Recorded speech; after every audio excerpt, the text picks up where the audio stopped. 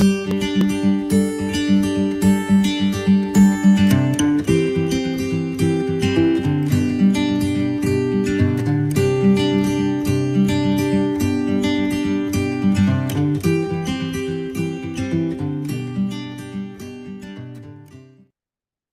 everyone, it's Atalanta, and we're here for another episode of Everyday Witchcraft.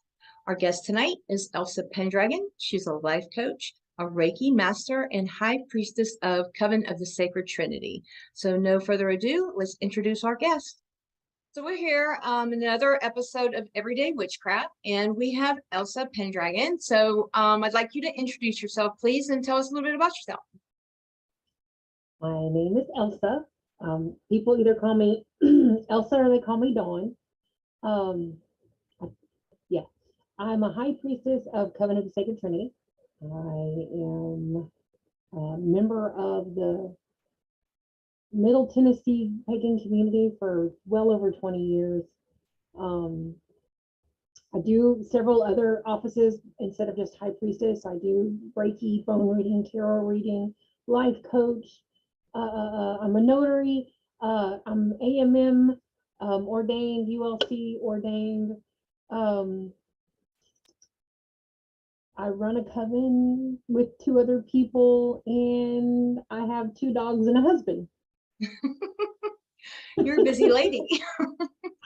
No, I have a full-time job too, but I would think the husband's a full-time job. yeah, it happens. Well, tonight we're here to talk about being a high priestess and what that entails, how you became one. So first of all, can you kind of talk about what exactly is a high priestess? So a high priestess is someone that, so there's like so many levels to this, so I don't want to step on toes, but a high priestess is someone who takes on the responsibility of leading ritual, leading coven, and leading classes, and taking on a responsibility of educating those who ask of witchcraft. So being a priestess is what all of that is. Being a high priestess really is running and maintaining a coven, taking charge of classes, and really taking charge of ritual. That's what a high priestess kind of boils down to. So a high priestess to me is an embodiment of paying it forward. So everything that I've learned over the past 20 some odd years, I now take on the responsibility to pass that on for people who ask. Basically, you're a healer, you're a teacher, you're a mother, you're a sister, you're kind of a little bit of everything. You're sort of like the goddess embodied into human form. Right. So kind of, what about training? How do you become a high priestess? You go through and you learn what witchcraft is, and then you go and you join a group or a coven. Hopefully you take on a role within that coven. I took on Maiden in a coven I didn't run, but I belonged to. I learned from my high priestess how to be a high priestess. And then I took over a coven, started a coven, and that's the role that I kind of went through. So training is something that you kind of get on hand, or you're handed, or you're slapped, hand slapped. You did that wrong. Okay, don't do that again. Don't do that again. Yeah, no. So it's one of those, through life experiences, through going to gatherings, going to rituals, going to everything, you kind of life experience it. Recently, I've gone ahead and taken some counseling courses. I've taken some mental health courses. I think that it's important to receive some type of counseling training when you're a high priestess. You know, you become a bit of a counselor when you're a high priestess, because that's similar to the priest. People come to a church to go to a priest to give over their sins and you know, say, I did this, give me forgiveness. But in witchcraft, you don't have that. In paganism, you don't have that. You don't have somebody else saying, hey, you're forgiven, go, don't do it again, or I'll see you next Sunday.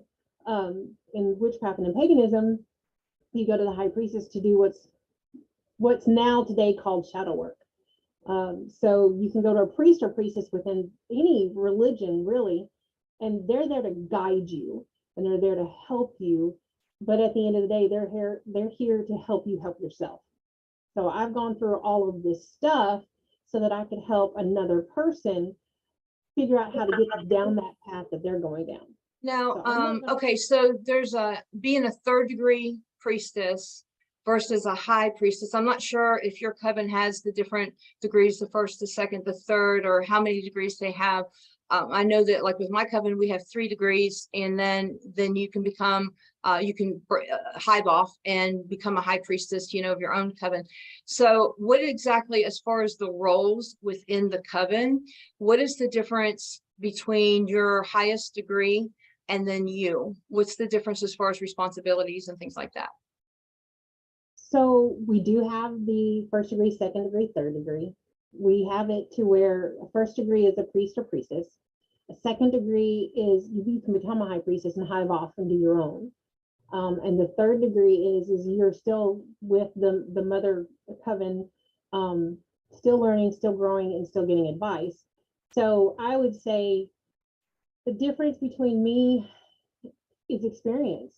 Just to boil it down into life experience of I've done ritual so many times it's a cakewalk, but someone who's first coming in has never done ritual or may have done ritual but not confident in it.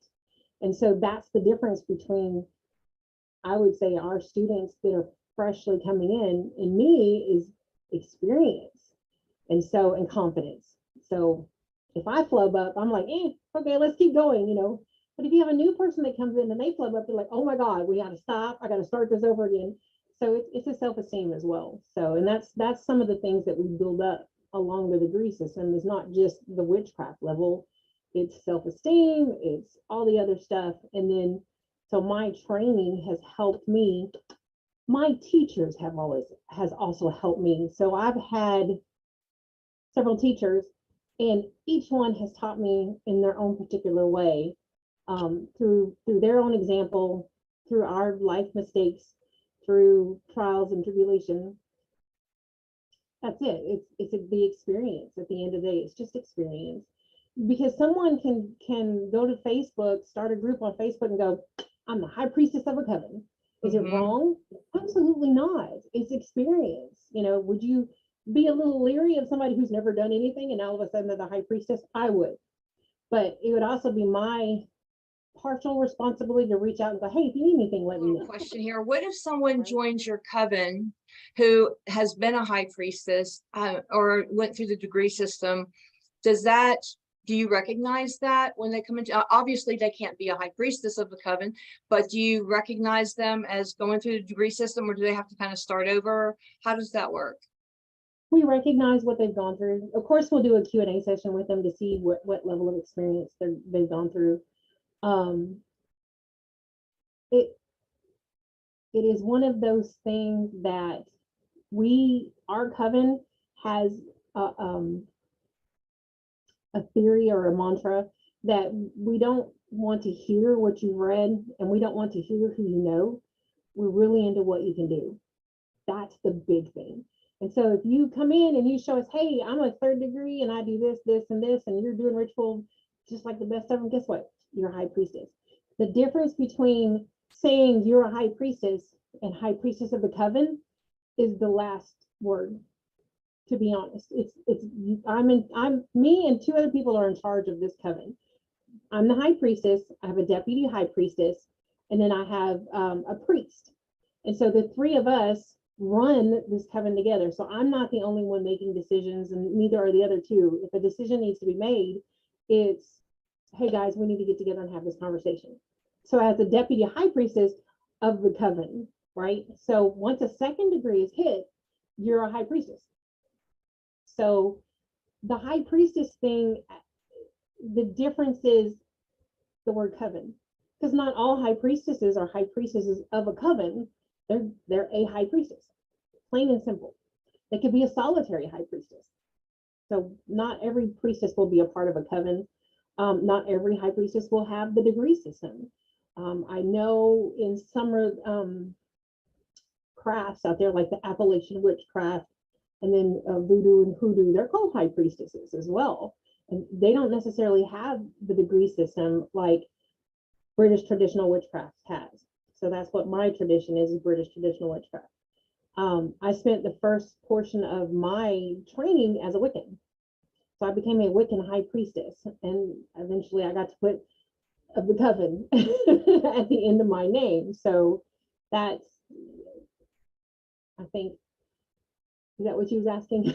Yeah, I mean, you actually answered another question of mine too, because I was wondering if like a solitary witch could be a high priestess, and that makes a lot of sense. So within your coven, you actually have multiple high priestesses, if I can say that properly. So there's not just one then. I always thought that you had just one and then the rest for like a third degree. But you have multiple then that run your coven, is that correct? And then you're kind of like at the top. And then you have, okay, so I think I understand that correctly then. And then you have the high priest. So is there one person that's kind of that makes the final decision, or do you make them all together? I think we make them all together, and that's the reason why we did 3 people. I believe in the 3-tier. Sacred Trinity is the name of our coven. So why would we not have 3 people in charge of the coven? And the reason why there's no opposition voting. So if you have just the high priestess and she's running the whole show, you can run into the I've said so. This is the way we're going to do it. And then you have a high priest and a high priestess, and they try to work together, and then they disagree on something. So now you're at a standstill on agreeing or disagreeing on something. And so if the one says this is the way it needs to be, and the other one goes, no, it's not, then you're stuck. So when you bring that third element in, it's really intriguing bringing that third person in, because it's either they're going to agree with one side or the other, or they're going to bring a whole new idea to the concept of what the argument is about or the division is about. So that's kind of why we have the 3. That makes sense. Yeah, it kind of makes it a full circle, and that makes a lot of sense. So during ritual, how do you divide out the responsibilities? What are the different roles that everybody plays during ritual? So I'm going to give you a standard, and then I'm going to tell you what our coven does. So the standard is usually you have the high priest and priestess, which is the embodiment of the god and the goddess. And then you have what's known as your quarter callers, and that's earth, air, fire, water, and spirit. So you may have the high priest and priestess call them, or then they delegate to the first degrees or the second degrees to call that. And then you can go further down. You've got the fire tender, and you've got, all these other little roles that are going on as well. But those tend to be the big ones: the high priest and the priestess, and the quarter callers, the fire tender, and then the maiden and the summoner. So the maiden and the summoner usually are first degrees and second degrees. The quarter callers are your neophytes or your first degrees, or whoever is. So, okay, so let me back that up a little bit. So our tradition is somebody within the group decides to do ritual. So let's say it's Beltane, and we schedule. I've already made my schedule for next year. I already know who's doing rituals for next year. So we don't do all the rituals. Like I as high priestess don't do all the rituals. I used to. I got better. No. So it gives them the opportunity to bring their tradition, their thought process into that ritual. So they run the ritual. They're the high priestess at that ritual, regardless of what their rank is, regardless of what their time is. They have us to assist them with anything they have to do. So we don't go, here, do it, now go burn in that fire pit and good luck with that, because we're not going to help you. That's not what we do. This is a learning process. And so the best way to learn to get the self-esteem and do this is to do it. And so that's what we do. And so we promote them to choose a ritual to do. We advise them how to do it. On my coven classes, I do ritual building classes. And then we go, who do you want to do what? Do you want to do everything? We advise you not to do that. Or do you want or do you want other people to help you? Oh, and by the way, you're not restricted to coven, because we open our Sabbats to community. And so we go, if you have someone you've worked with prior to coven or after coven that you want to call in air, ask them to call in air. Everything we do, we have one absolute requirement, and that you do it from your heart. That's the requirement. So we'll give you as much foundation training as we can give you, and then we go, okay, now you do it. Now you get to do it. So you actually let them, you have an acting high priestess then, is that correct? For the different rituals, is that what you're saying? That makes sense. Acting high priestess, acting high priest. Yeah, absolutely. If you want to run a coven, I advise you to join a coven, right? It's the best way to learn, because there's plenty of books. Elaine McCoy has a book on running a coven. There's several books out there on running a coven. So you have the knowledge, but the experience is really where it takes effect, because you can see the ins and outs of running a coven. You know, one of the biggest things you'll hear a priest or priestess say that are in the high priestess position is, we heard cats. And if you've ever heard cats, they do what they want. So you need to learn that skill set of control of the crowd control. That's one of the lessons that I give, is not only how to cast circle, but how to do a personal ritual or a coven ritual. But I also teach a class on how to do a large gathering ritual. And all of them is crowd control. Absolutely crowd control all elements, because hello, the gods and goddesses have a sense of humor, and they are going to muck it up as much as they can. But the thing is that if you've been there and done that, bought the coffee cup and broke it, you're ready to run your own thing. But is it required? No. It just highly suggested. Counseling classes, first aid, mental first aid courses. Concerned, because I have run into some that it's kind of like it's their way or no way at all. You know, yeah, it's just it's their law or it's nothing at all. I've actually been a member of a coven that was that way, which is why I left that coven. So it just, you know, it's nice to hear somebody who is in your position be humble, you know, and, you know, just accept the fact that, hey, I'm a human being, and this is a way of doing things. This isn't the only way of doing things, but with your experience, you know, it's a good way of doing things, and you know it works. And so they need to take that into consideration, you know. So yeah, I think you've probably run into that too. There's a lot of hierarchy when it comes to people in positions and stuff like that. I'll have to admit I was that at one time, and it was a learning lesson for me. I can give you some insight why it happens. I broke my own shell when I figured out what I was doing, and divorce happened at that time too, so kind of things went hinky. But when you start a coven and you run a coven, and you're the only one making decisions, and then you go to your folks and go, hey, can you help me with this? And everybody's like, I'm too busy. And then you start teaching classes and creating classes, and then you teach a class and they're like, that's not the way it is. And it's like, well, why don't you teach the next class? That way you can use your view. And they go, I don't have time for that. So now all of a sudden you're the only one doing the work. You're the only one doing this, and the only one, and that's how you feel at some point in time, is I'm the only one doing this, until you learn how to delegate. And the other thing is that you have to have some pretty big backbones when you're a priestess or a high priestess, especially when you're running a coven. The thing is that it's not easy to do by far, but it's the best thing I've ever done. I am so appreciative of being allowed to have this life experience, this go around, because it's very humbling, but you can get lost in the power of what it is. And so when you find somebody that's lost in that power, yeah, you tend to go, I'll come back in a couple of years. See you later. See where you're at. Because hopefully Yeah. they'll get it. Yeah, hopefully they'll get it. But yeah, and that's the hard part, but the most rewarding. Participate, which you're here to eat the food. We need to have a talk.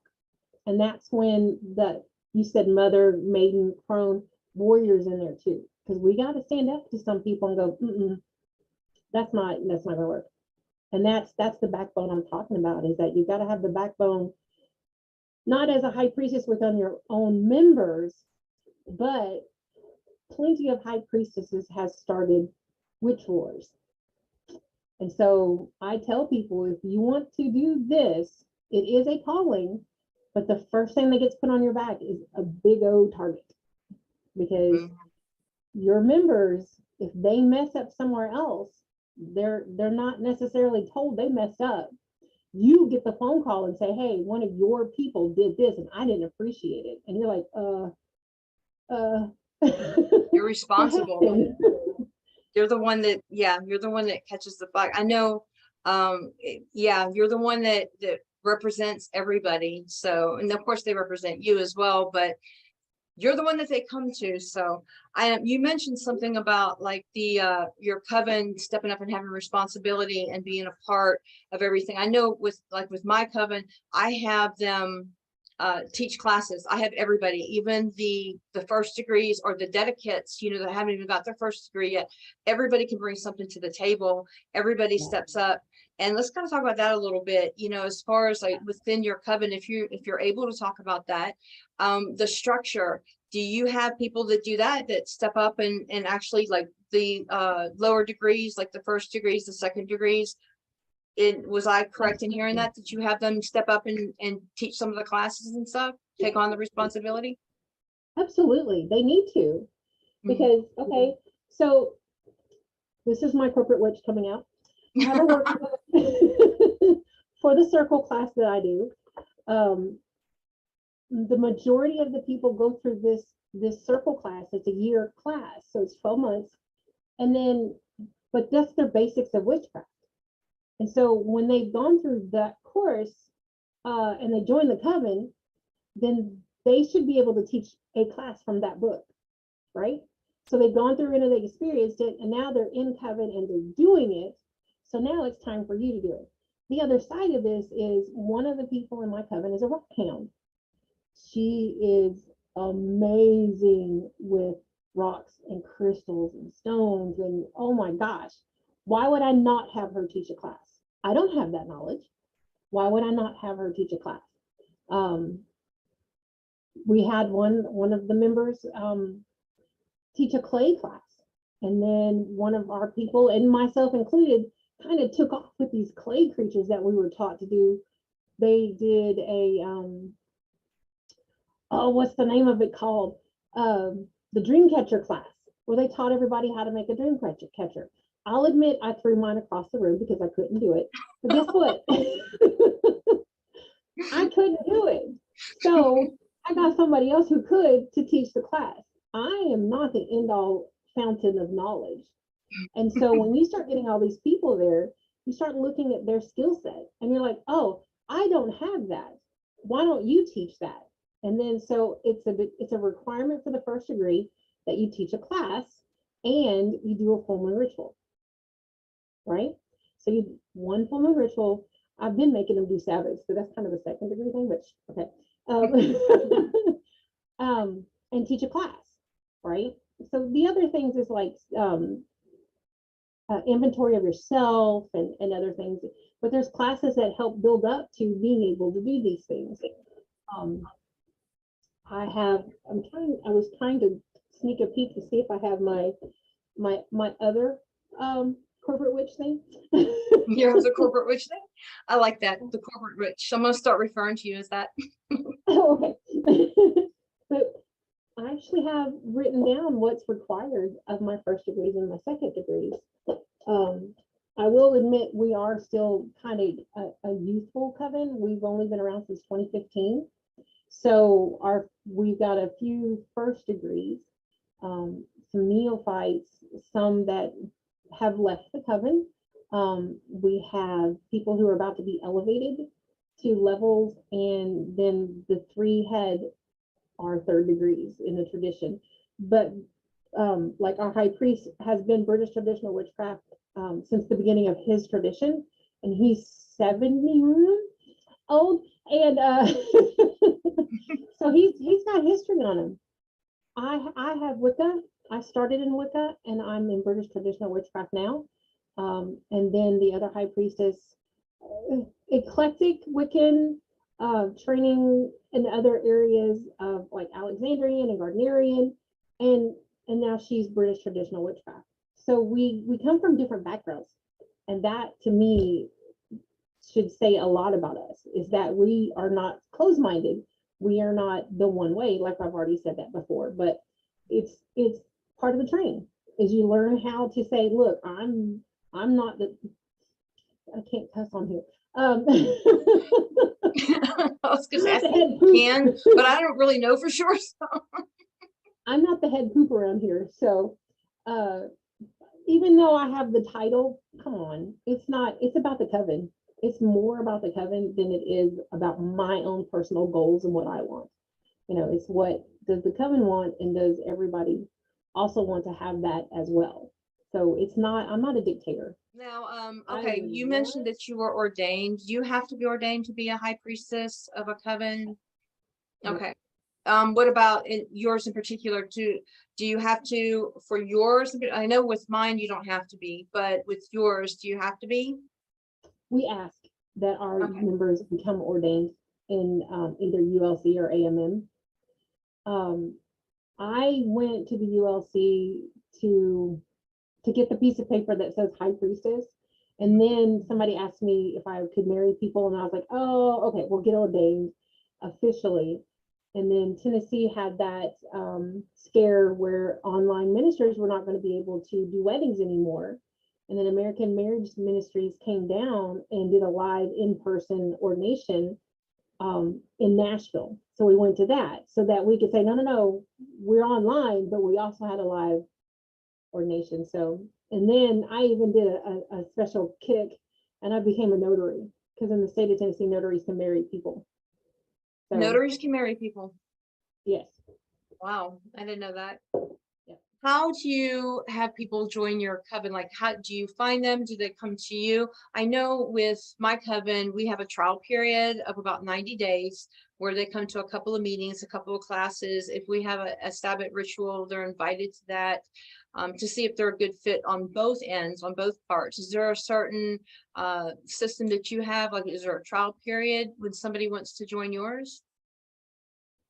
A trial period per se is probably 6 months. We have the circle class, and when somebody comes to the circle class, we tell them getting into the circle class is not the how do I say this? Does not guarantee that you're going to get into coven, right? But coming to circle class is the only way you can get into coven, okay? Unless you've got the other degrees and everything, that's another segment. So we post on several groups about November, December, that we're going to start accepting applicants for the circle class.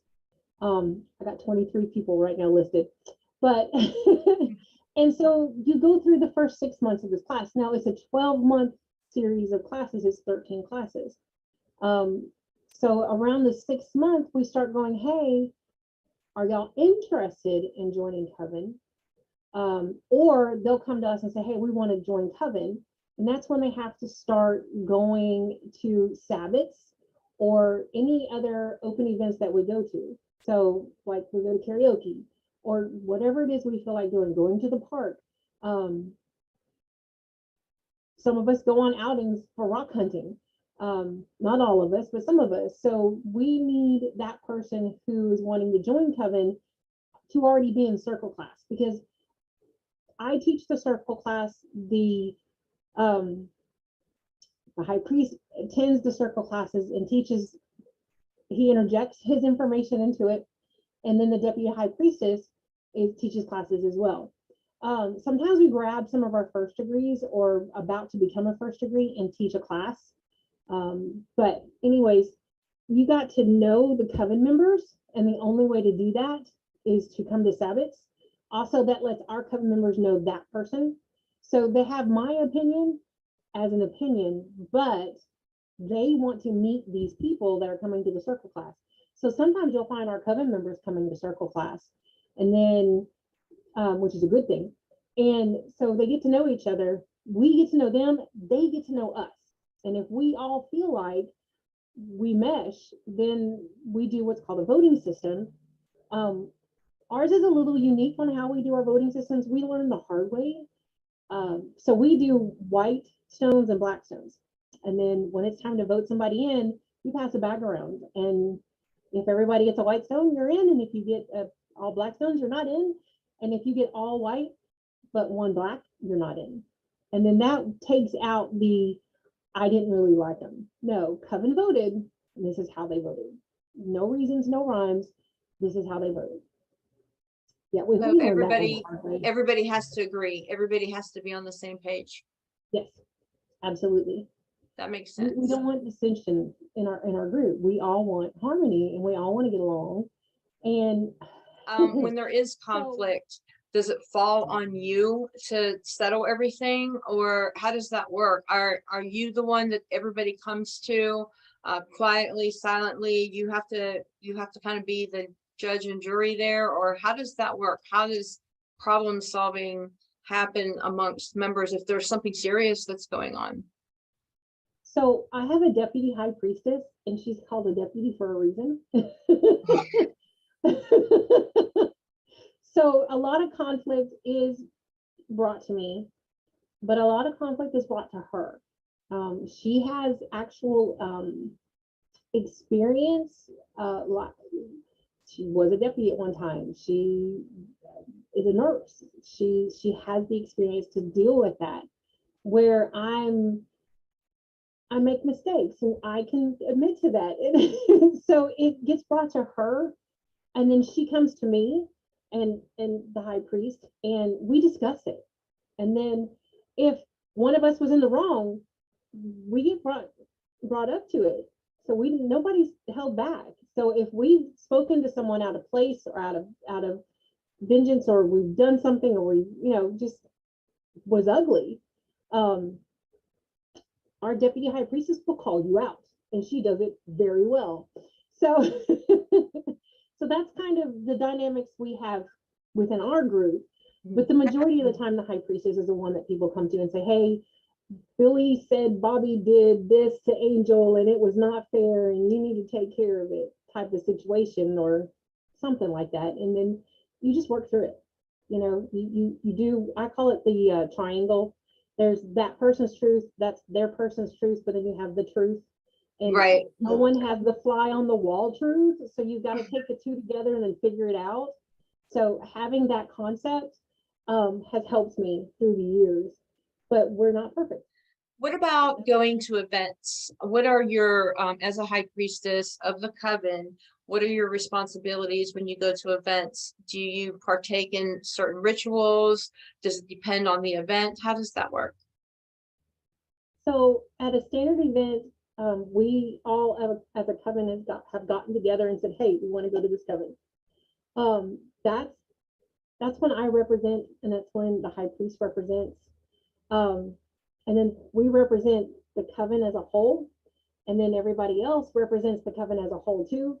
But with gathering situations, in my experience through the years, it's your mom and daddy, and your kids are being ugly over there, so you need to go take care of them kind of situation. But it's one of those, I love gatherings because it doesn't, for me, it's one of those, hey, our coven is going to this gathering.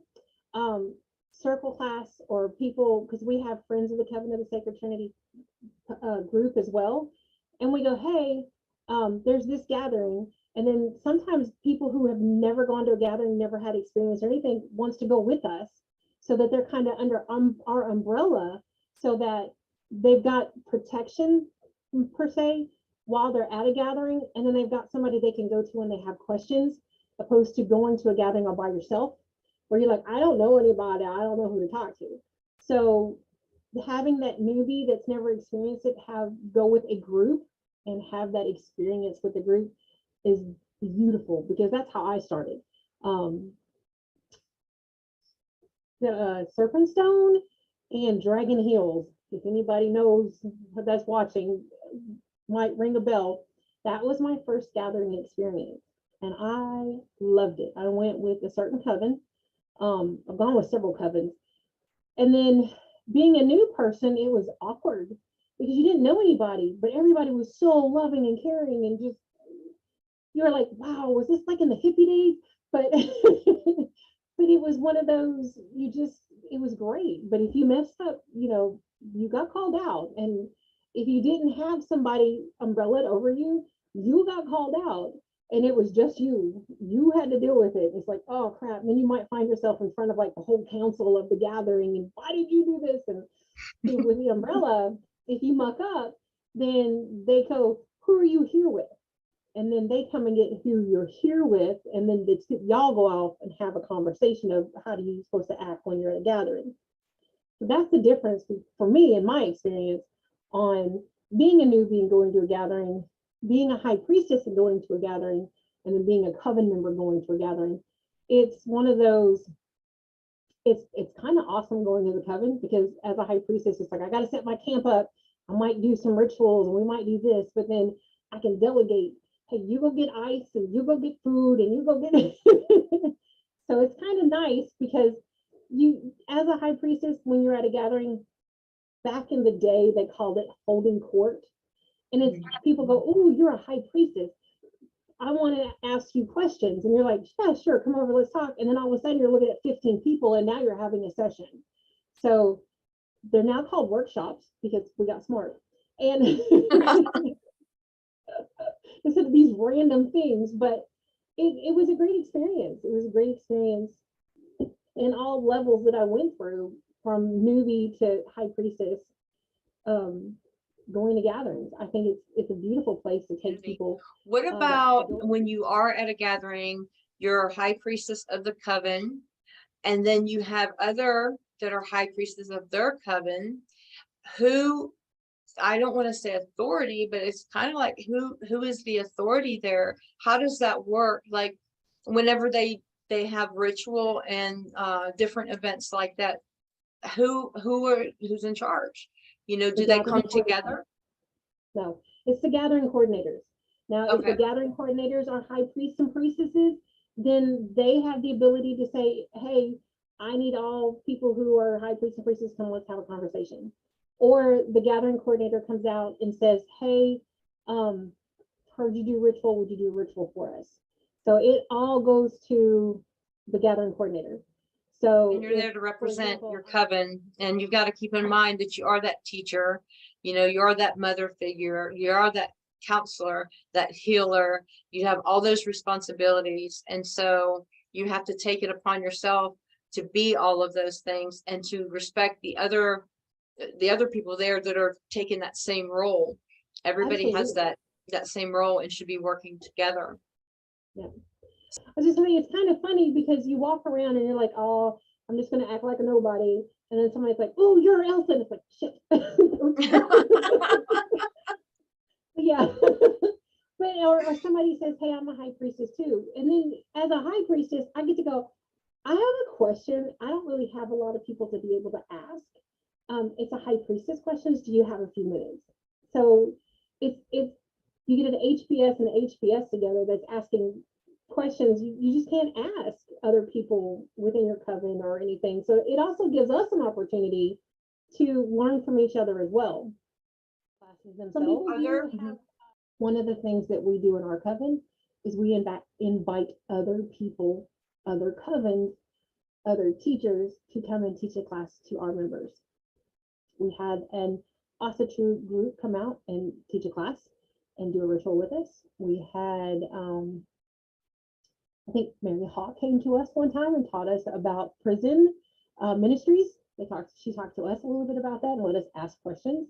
And then we had other people. We had a hoodoo priestess come out and talk to our group. You're supposed to come out and talk to our group about bones. So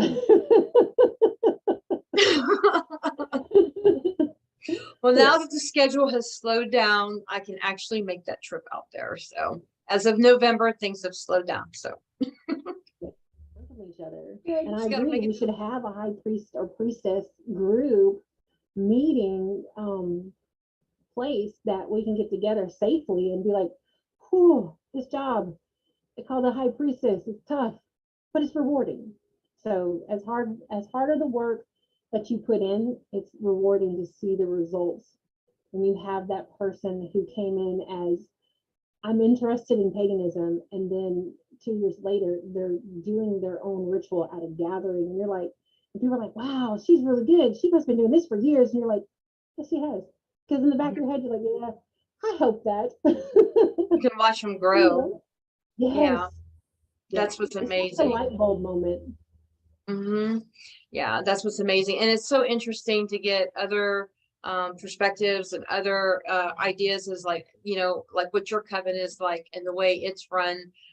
Because I'll be honest with you, I haven't really heard of many covens that have had uh, many like third degree priestesses, and let alone a high priestess within the coven, in addition to another high priestess. I have never heard that before. I didn't even know that existed. I always just have heard of the high priestess, that's it, and then the rest were like third degrees up underneath her.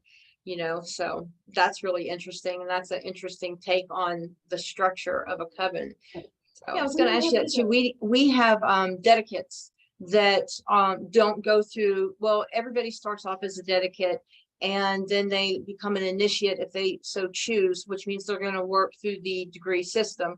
But you can just remain a dedicate, or you can even be an initiate and decide, okay, I've got my first degree, but I think I'm just gonna be a dedicate. I'm sorry, and not go through the rest of the degrees right now because life happens and you get caught up and whatnot.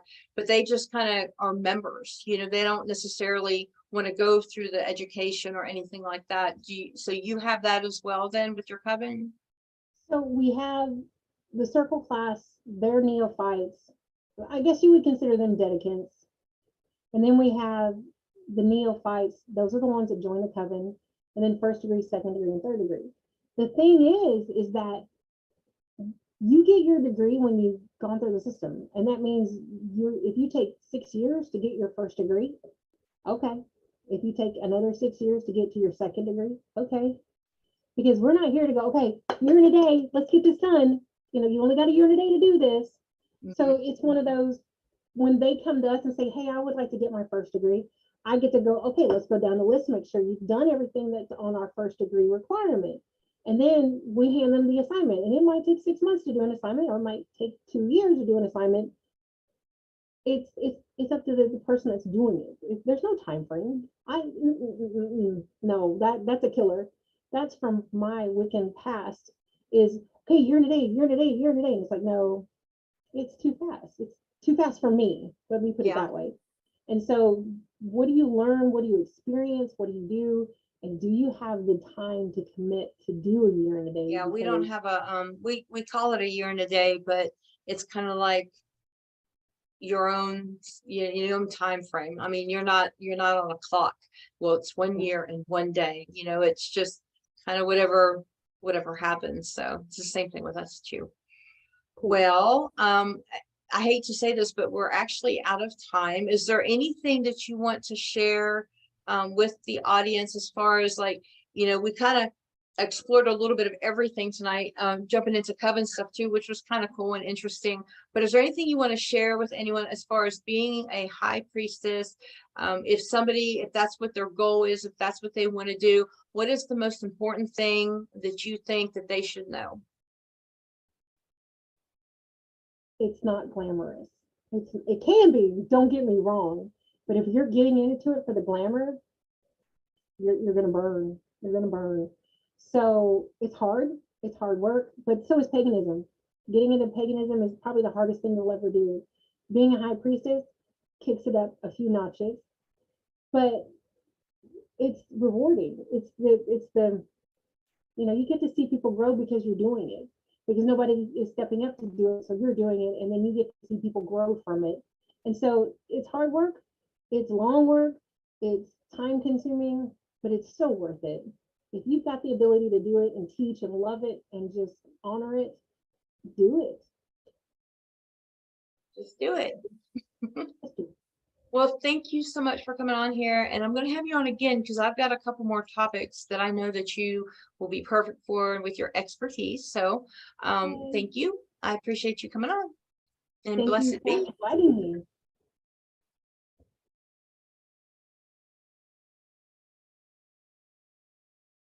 So right here is basically the beginner's crystals, I guess you could say. Honestly, there's so many crystals out there, so really go for what calls to you the most. But these are mainly like beginner, like what a lot of people are just so familiar with. So we're just gonna go down the list and show you guys some of the properties of what it can do, what you can use them for. So down here we're gonna start with carnelian. I love carnelian. It's fiery. I love it. It's also known as a stone of motivation. It's good for leadership, courage, strength. It helps with positive life choices. It's also a good stone for focusing. A lot of kids love to use them too because they make really good worry stones too. So especially like if you have a test coming up and you need to study for it, a lot of people will actually, while they're studying, hold on to the carnelian, and then they'll hold on to the carnelian during the test. So it kind of helps them, focus their intentions on what they're doing to get that A+. So carnelians are really good go-to, especially for young ones. The next one is my all-time favorite because it's clear quartz and it looks like ice. I love it. So clear quartz right here. This is basically like the universal stone. This is really good for substitutes, so you can actually use this stone for any other replacement if you have a stone that you don't have for like spell work or spell jars. It's also known as the Master Healing Stone, and it's also a good energy amplifier as well. So I absolutely love carnelian. I put a piece in literally everything I make, like between my herb bags and the spell jars to crystal grids. Clear quartz is always on it for me. Another favorite of mine is the amethyst. It's so pretty. It's a purple. I love it. It's a good calming stone. It's also good for healing. It's also good for helping protect against like psychic attacks. Basically anything negatively coming to you mentally, it's really good for that. So, and also a lot of people like to keep amethyst on their nightstands to help them sleep too. It's a really good stone for calming the nerves, calming the mind, calming the stress and depression. But my number one go-to for depression anxiety would have to be tiger's eye. Tiger's eye is gorgeous. It comes in red, blue, gold. So the tiger's eye is good for taking action. It's also good for helping you keep a level head during chaotic situations. It's good for willpower. It's basically like the eye of the tiger. So tiger's eye is a really good stone for whenever you have a lot of chaotic situations, a lot of chaotic negativity. If you have a negative workplace, a lot of people like to keep a piece. I know I have actually a couple of nurses that work in a hospital, and they keep a piece of tiger's eye on them. So tiger's eye is really good, especially if you have a lot of chaotic energy, especially if you work in it, because you don't want to take it at home. The next one I like is rose quartz. Rose quartz is also a very good one for beginners. It's literally all matters of the heart. So it's good for the heart chakra.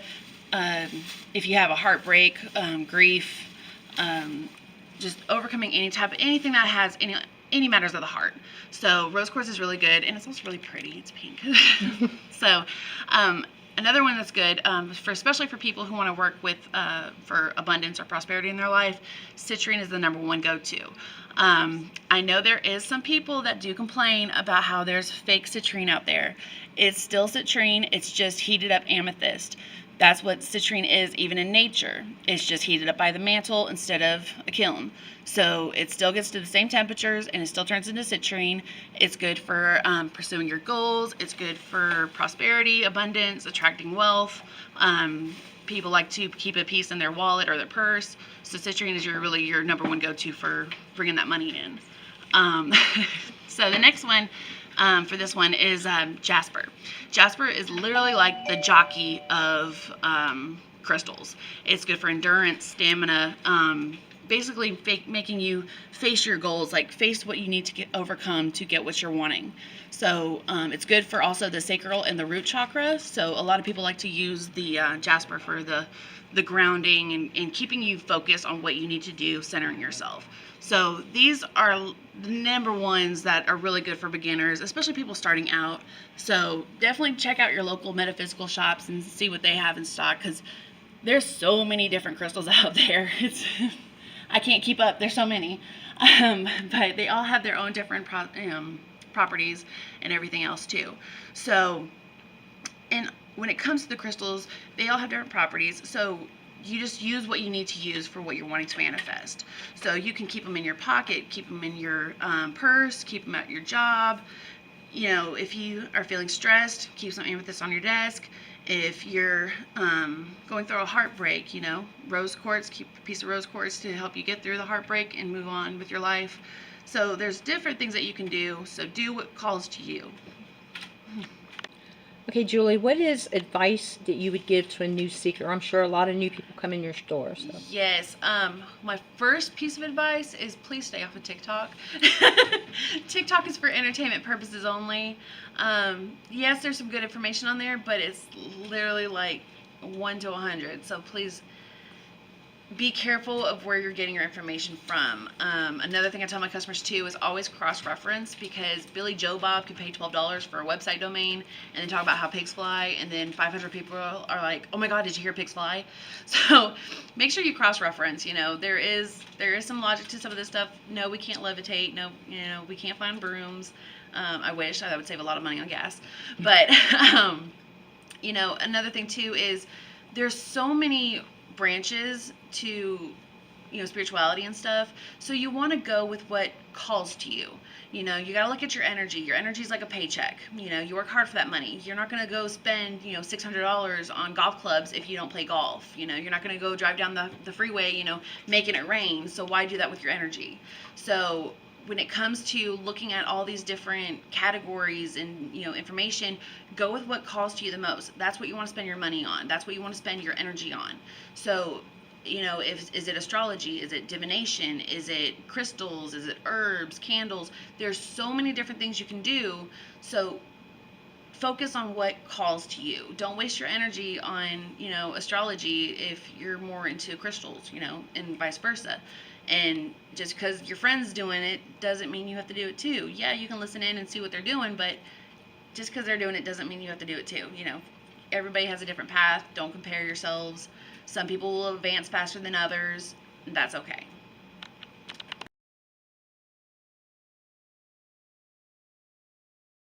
Alrighty, so these are actually some of the books that I wrote myself. I'm actually working on 6 and 7 now. But the first one is my book of herbs. It took me 2 years to write this one. So basically I made it to where, like, about a couple years back, I was looking for the magical purposes of herbs, not the medicinal. Everything was medicinal, so I was like, we need a magical herb book, so that's what I did. So I simplified as much as I could when it comes to any of my books. I try to basically, I talk to you like you're Tarzan. I try to make it to where it's so simple and easy to follow. So it's got the elements, the planets, the energies, and then it tells you like what kind of spell work you can use the herb for. So there's that one. And then another popular one is the Book of Spell Jars. There were so many people that were doing spell jars, and customers were asking me for recipes, so I was like, all right, I can do that. So there's over 52 spell jars in here, and so I have a list of like what herbs you can use and then what stones you can use. Now, mind you, in the beginning of the book, I also explain, just because you see it on the list doesn't mean, you know, you have to put it in there. You know, you want to use what calls to you. That's your spell jar. You put in it what is set for your intentions. So the spell jar book is really good. This one too, I recommend this one always to especially my new beginners. Protection and cleansings. This is the number one thing that you guys need to learn about, especially starting out, because, you know, when you're working with different energies, you need to be able to protect yourself, shield yourself, cleanse yourself, ground yourself, including your loved ones in your home too. So this is actually a really good one, especially if you're starting out and you're just trying to figure out what protection really is. So that's a good one. the craft for beginners. So this is literally like the basics for witchcraft. I try to not do too many foofy in my writing, so it's actually more simplified and everything. Tells you about candles, tells you about crystals, how to cleanse, things like that. So this is a really good book for beginners as well. And then the last book I've published is my book of teas. Not only can you there's so many different types of spell work you can do. You can do candles, you can do baths, you can do teas. There's so many different things that you can use. So the book of teas, so this is spell work that you can drink. So there's 40 spells in here. So I even have ones for zodiac signs too. There's ones for the chakras. So that's a really good book too. And all these are found on Amazon.